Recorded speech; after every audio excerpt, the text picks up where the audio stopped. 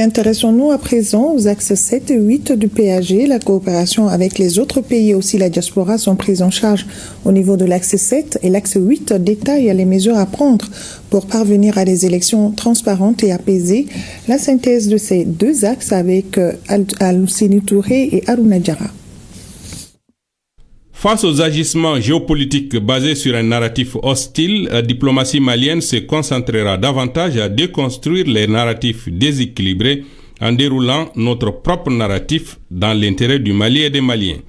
Portée par l'axe 7 du plan d'action 2025-2026, elle poursuivra ses efforts pour déconstruire les narratifs erronés et les stéréotypes hostiles à notre pays. En parallèle, la diplomatie malienne s'emploiera activement à renforcer et diversifier nos relations de partenariat dans le strict respect de l'article 34 de la Constitution du 22 juillet 2023, au terme duquel, je cite, « L'action publique est guidée par les principes fondés sur le respect de la souveraineté de l'État, les choix souverains du peuple et la défense de ses intérêts. » Fin de citation.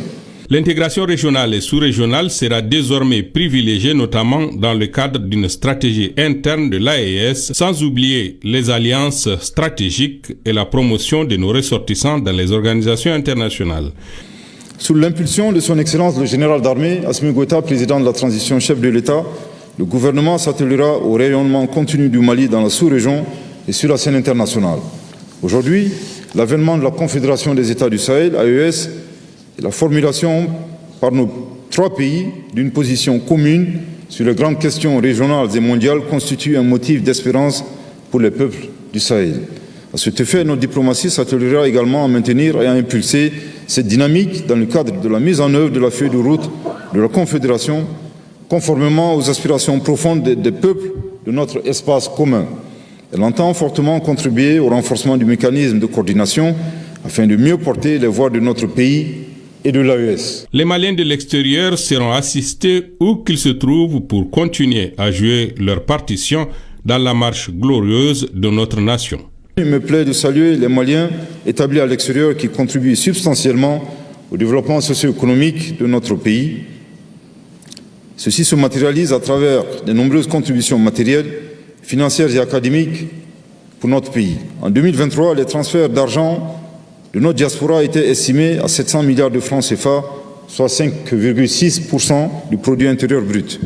À cet égard, le gouvernement poursuivra dans le plan d'action 2025-2026 ses efforts dans la mobilisation et la valorisation de leur apport, la promotion du co-développement et l'investissement productif, la mise en place d'un mécanisme d'accompagnement des projets porteurs, l'amélioration de leurs conditions de vie, à travers l'accès rapide aux documents administratifs et le renforcement de l'assistance à leur endroit. L'axe 8 repose sur la nécessité de bâtir une architecture électorale efficace, garantissant les conditions d'organisation d'élections crédibles et apaisées.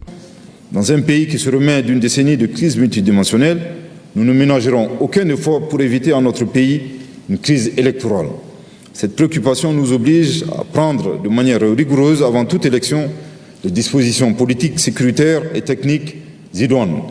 C'est pourquoi le gouvernement compte accorder une attention particulière à l'élaboration et la consolidation de l'arsenal juridique y afférent. Tels sont les engagements du Premier ministre dans le domaine de la diplomatie et de la tenue d'élections fiables et incontestables, tels que mentionnés dans les axes 7 et 8 de la DPG.